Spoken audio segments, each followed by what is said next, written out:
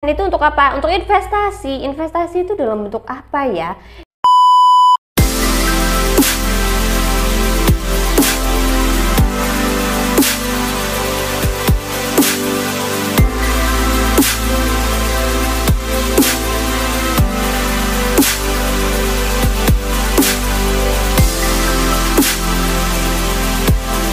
Assalamualaikum warahmatullahi wabarakatuh. Hai teman-teman semuanya, gimana nih kabarnya hari ini ya kan, di Januari.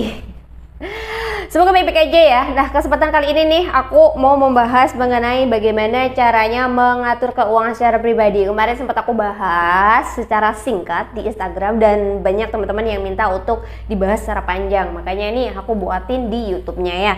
Oke, gimana sih caranya kita supaya kita tuh bisa nabung gitu? Karena beberapa teman-teman tuh kayak, aduh aku gajinya segini tapi nggak bisa nabung ya, Fen. Ada misalnya ada beberapa temanku yang gajinya tidak terlalu banyak tapi dia bisa nabung gitu. Nah, yang pertama gini, biasanya sih aku mappingnya gimana caranya? Misalnya gini, ini aku disclaimer dulu ya, kalian bisa gunain rumus ini atau kalian modifikasi sendiri gitu, karena kalian yang paling tahu bagaimana keuangan kalian. Nah, yang pertama adalah aku biasanya 60% dari pendapatan aku itu gini, ibaratnya 100% itu pendapatanku, 60% ini buat kebutuhan sehari-hari. Karena aku itu di sini tinggal sendiri, otomatis kayak mungkin kalau teman-teman bisa kos, terus makan, laundry, terus apalagi ya biasanya itu tuh aku bayar sendiri dan dari 60%. Bahkan asuransiku tuh masuknya yang ke 60%. Itu kalau aku, misal kalau mau ngasih orang tua pun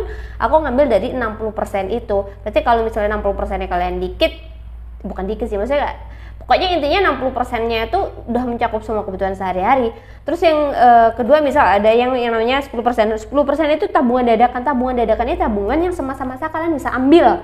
Karena apa? Karena misal tiba-tiba ada yang sakit, tiba-tiba kalian bisa sakit juga, atau kalau kalian sudah punya asuransi kan mungkin ada yang di cover, ada yang enggak. Nah, yang ambil dari situ. Kalau biasanya kan kalau asuransi itu ada yang rawat inap baru diganti, ada yang enggak tapi sudah diganti. Nah, itu tergantung kan, kalau misalnya rawat inap baru diganti kan bisa tuh dipakai kalau misalnya kalian tidak rawat inap kan gitu.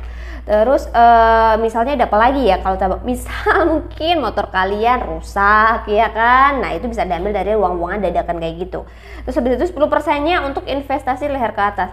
Leher ke atas itu apa sih? Investasi di mana kalian kayak mengembangkan diri kalian dari segi apa? Pengetahuan. Misalnya kalian bisa beli buku, kalian ikut kursus, kalian ikut seminar, itu ambil dari tabungan yang 10% itu. Terus yang kemudian ada yang namanya 5% itu untuk apa? Untuk hobi kalian, tabungan untuk hobi kalian. Hobi kalian itu apa? Misalnya kalau aku pribadi, aku suka traveling. Makanya oleh karena itu 5%-nya ini aku alokasikan untuk traveling. Kalau misalnya teman-teman 5%-nya ibaratnya hobinya gitu. Hobinya adalah kalian misalnya kuliner, boleh tuh 5%-nya buat kuliner.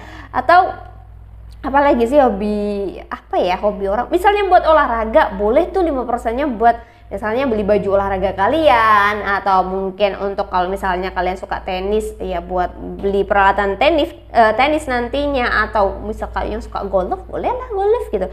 Jadi tergantung dengan hobi kaliannya masing-masing. Untuk apa sih gunanya? Ya untuk nge-refresh pikiran kalian sih gitu, merefresh kayak ya kalau kita kerja gitu jenuh lah pastinya. Nah, ini bisa buat kalian supaya kalian gak jenuh kayak gitu-gitu. Terus yang kemudian ada lagi yang namanya 5%-nya untuk charity. Charity ini untuk apa sih? Ya charity ini untuk sedekah lah. Kalau misalnya kalau aku gitu di agama Islam kan ada 2,5% dari pendapatan kita itu bukan milik kita, yang harus kita keluarin gitu. Kalau aku mengalokasikan sendiri itu 5%. Jadi misalnya 2,5% bisa kalian keluarkan langsung karena memang 2,5% itu harus dikeluarin. Yang 2,5% itu buat apa? Ya mungkin kalau misalnya ada teman-teman yang lahiran, ada teman yang sakit, ada teman yang apa sih biasanya mungkin nikah, bisa juga diambil dari situ. Jadi tergantung sih. Kalau charity ya emang buat ibaratnya untuk memberi orang lain. Nah, tapi karena memang di sini kebetulan gitu di agama Islam kan harus 2,5%-nya harus dikeluarin. Nah berarti sisanya baru nih buat yang lainnya gitu. Dan yang 10% itu untuk apa? Untuk investasi. Investasi itu dalam bentuk apa ya? Investasi itu banyak nih, biasanya 10%. Kalau investasi ya kalian bisa di deposito, kalian bisa di saham, kalian kalau mau trading juga boleh. Jadi kalau investasi ini yang 10% ini aku biasanya tidak tak taruh di tempat yang sama gitu. Jadi kalau orang selalu bilang jangan menaruh telur di satu tempat, karena kalau busuk satu busuk semua gitu. Jadi memang di mapping sendiri dari 10% terserah ukurannya berapa. Misal nih aku kasih 5%-nya buat deposito, 3%-nya mungkin bisa buat di saham, 2%-nya mungkin kalau mau kalian mau high risk ya kan, bisa di trading. Tapi misalnya gini, terus gimana dong gitu, karena pendapatanku tuh kecil, jadi 5%-nya tuh kecil, 10%-nya tuh kecil, is okay, ditabung aja dulu, nanti kalau udah besar gitu, udah gede, bisa nih yang investasi ini tuh bisa di mapping lagi gitu.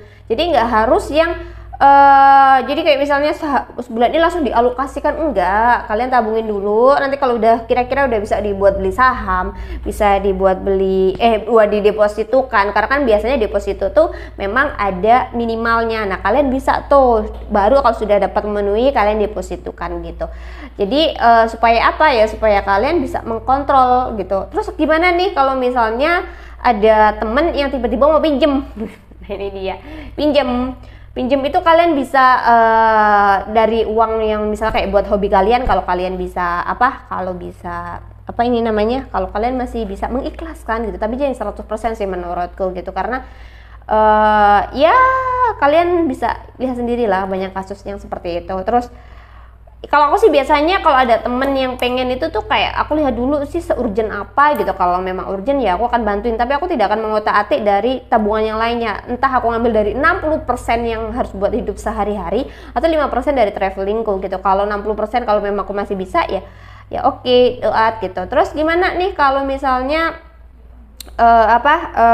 dari sekian semuanya itu 60%-nya ada cicilan yang aku nggak bisa penuhin. Nah ini sebenarnya sebelum kalian berpikir untuk menyicil sesuatu atau kredit sesuatu, kalian harus lihat dulu apakah bisa nggak tercover dengan uang 60%. Karena ada beberapa temanku yang bilang bahwa kebutuhan sehari-hari dengan 60% itu terlalu tinggi. Ada yang bilang udah cukup di 50%, ada yang terlalu rendah akhirnya jadi 70%. Tapi yang pasti kalian harus mengalokasikan semuanya supaya apa? Supaya keuangan kalian itu terjaga. Memang agak sedikit ribet, kemarin sempat ada yang bilang aduh ribet banget. Iya, memang ribet gitu. Karena kalau nggak ribet di awal tapi nanti akhirnya kalian enak. Karena apa?